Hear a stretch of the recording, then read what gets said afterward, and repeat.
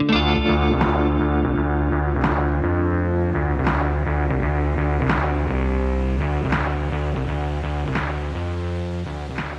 to the Pasho Perspective, a place where I share my perspective on everything in the space between life and death. I'm your host, Pasho.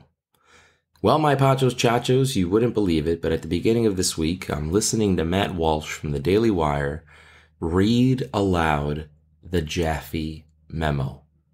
Now, if you've never heard about the Jaffe Memo, don't feel bad. Neither did I, but it was written in 1967 by Frederick Jaffe, who is a co-founder of Planned Parenthood. In response to a question of how can we control the country's population, because of course corrupt politicians and rich people in power want fewer people to have to rule over. It's easier that way. Like a teacher would prefer 10 students in the class than 30 students because the classroom management becomes a lot easier to control, to corral in, to build rapport and relationships. It's easier to do that with 10 people than it is to do with 30. And so why wouldn't corrupt politicians want fewer people on the earth? So in response to that, Mr. Jaffe provided a chart with some ideas that I think you would find very interesting.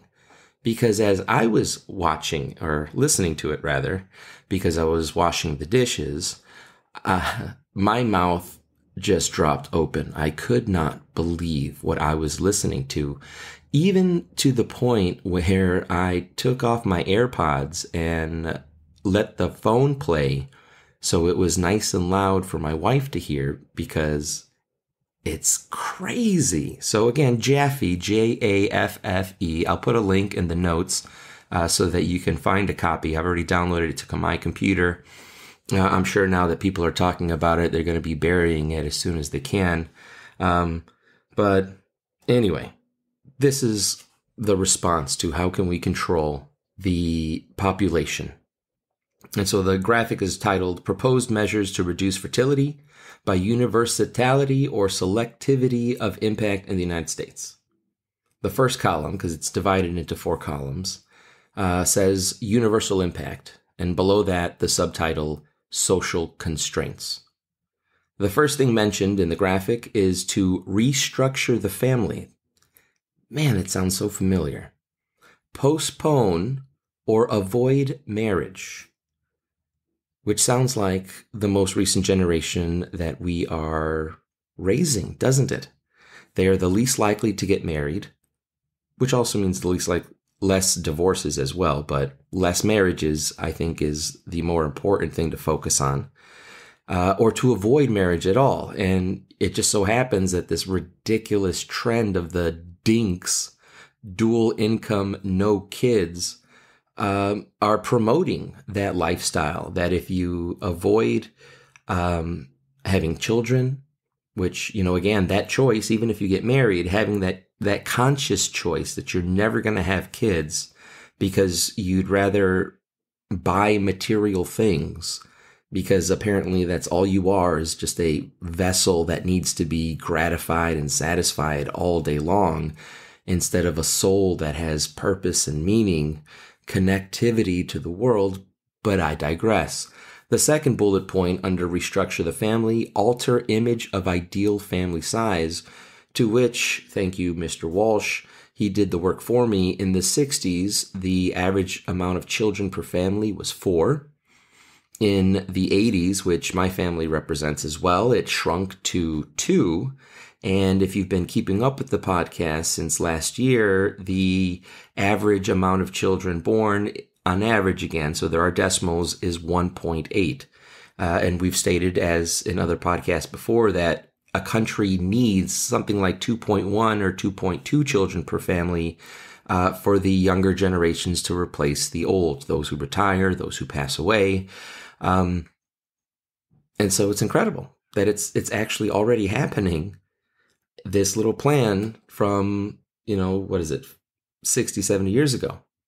The next bullet point under social constraints is compulsory education of children. Isn't that funny? that maybe setting a law that your children has to go to school was all done on purpose, not to truly educate, because I don't think that's what is happening based on the videos that I've seen on social media, but more of an indoctrination camp. And then you tie that along with the encouraging women to work, which is also under social constraints. And you start to realize that maybe the reason society is pushing this feminist idea that women should leave the house and to shame and disrespect the at-home mom is to steal the children away from them sooner. If you got to go to work, what are you going to do? You're going to look for a daycare center, which is going to cost money. And isn't it funny that until like pre-K or something, you have to pay twice as much, but then the government will help you later. And yet we have $113 billion going to Ukraine for their welfare system, for them to build a wall, to give them a retirement system, all on our American tax dollars. I wonder if maybe then we wouldn't have to push our kids out of our arms, out of the nest, into some strangers, some lunatic swallowing the alphabet soup to indoctrinate our children into believing that men can breastfeed or that women can have penises. It's absolutely absurd. But again, what an easy way. And then you can also instill in them that value that why would you have kids? Why not live a gluttonous, materialistic life? Reward yourself for being somebody's wage slave. Celebrate the fact that you're making some rich person even richer because you're out in the workforce. I think we have more purpose and meaning than that, but I digress. It also reminds me of something I heard about John Rockefeller, or J.D. Rockefeller, which the J may stand for John. Right now I'm drawing a blank and I'm not going to Google it because you know me, Pachos, Chachos, I like to shoot from the hip. But Rockefeller was quoted once as saying that the problem with our country is that only half the population is paying taxes because women were staying at home and only the men were going out, earning the bacon and bringing it home. And so I think that motivated the idea to push this feminist idea that it's more empowering, as a manipulation, as double speak, to convince women to leave the home. And now they're working, making some rich person richer, and they're paying taxes. So the government can take more money and spend it on more causes, which again make the grafter politicians even richer than before. Also underneath universal impact is to encourage increased homosexuality. I stress the word encourage because it kind of sounds like they're not convinced that people are born gay. It kind of seems to me that you can encourage or manipulate or overtly persuade people into believing that, maybe your sensitivity, your kind of feminist side should just go all the way and be some older guy's perversion puppet. It's very interesting in the 67 that they would say that you could encourage, as if they knew something. And you look at Disney and you wonder, why is it in TV? Why is it in movies? Why is it in books? Half of the Florida Teen Reads recommended list is with girls and their girlfriends. And you know what? If everybody is gay, like Bill Maher once joked about, then that's the end of our species. Because if nobody's having kids, and again, look at Plugs and Sockets episode, 2 plugs together can't make electricity, 2 sockets together can't make electricity. You need a plug and a socket to make electricity. Electricity, of course, meaning new life. Being used the way you're supposed to be used, the way our Father created you. It's very interesting, but what a great way to control the population then, right? Get them all in the alphabet soup, and then everybody's sterile. Or might as well be.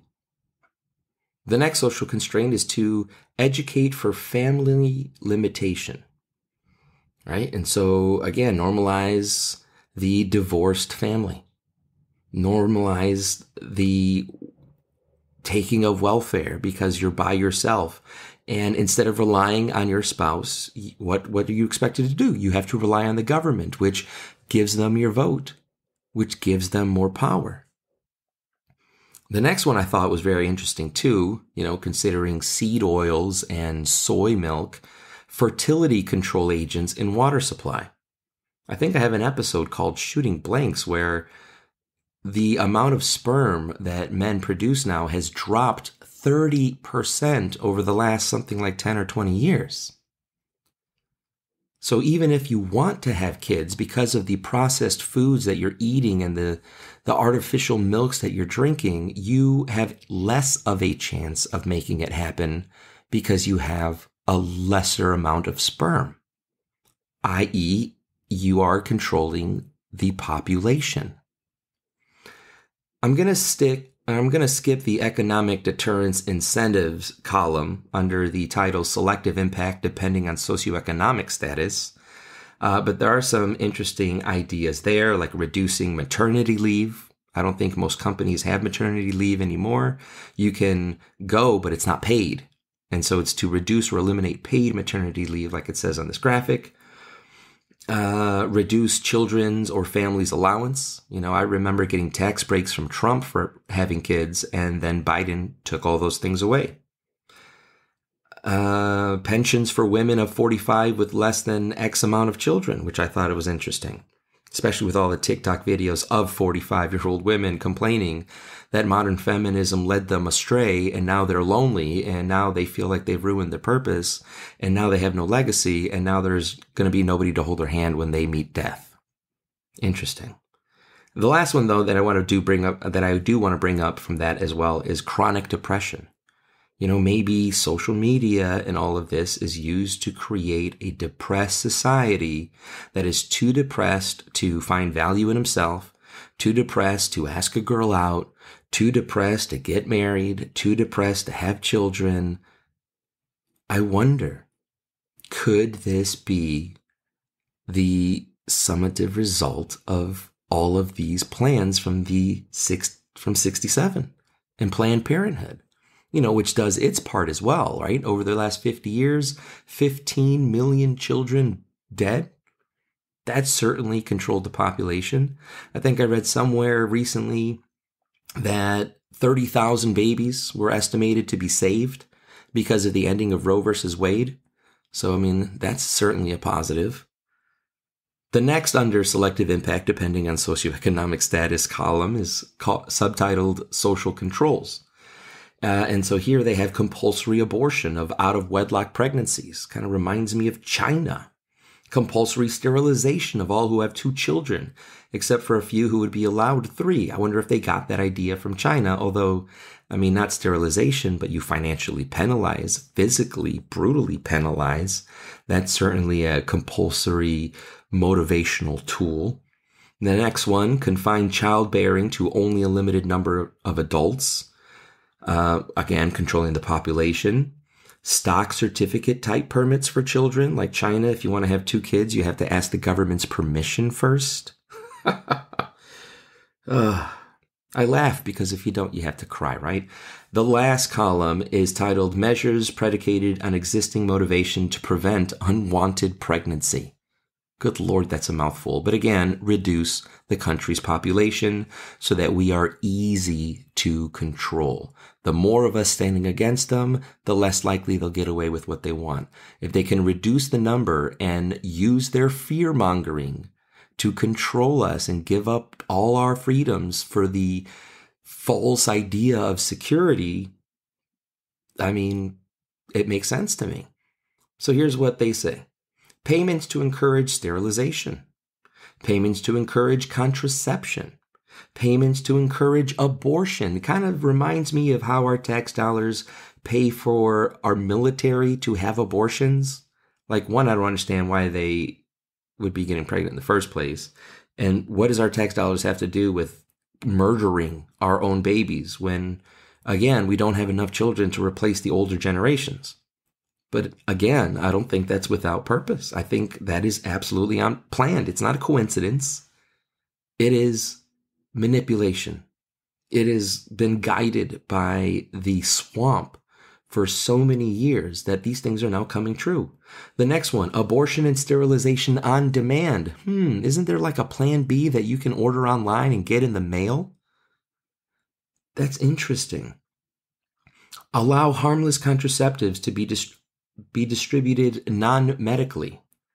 So you could, I don't know, go online and order a pill. Good Lord in heaven. Improve contraceptive technology.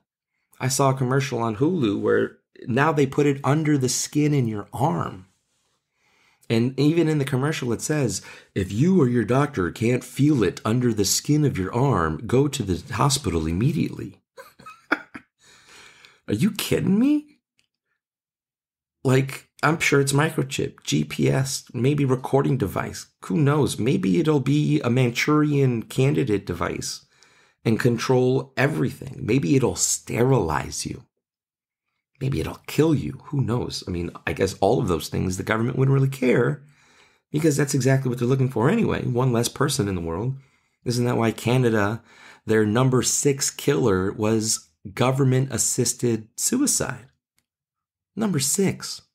And they want to make it for even younger kids to be able to consent for government murder, essentially. Imagine a teenager who feels depressed, who had a girlfriend and she dumped him, ripped his heart out of his chest, ate it, shat it out, and fed it to him. And he's depressed, might want to think, maybe I don't want to live anymore. And the government's going to be like, yeah, okay. No problem, eh? Don't worry about it, wanker. Or hoser. There it is, hoser. But you see what I'm saying? That's crazy. And they want to bring that to the United States. No, thank you, I say. And if you're listening to me, Pachos, Chachos, I know you are in the same vein. The last 2 things, and then we'll call it for the day. Make contraceptive truly available and accessible.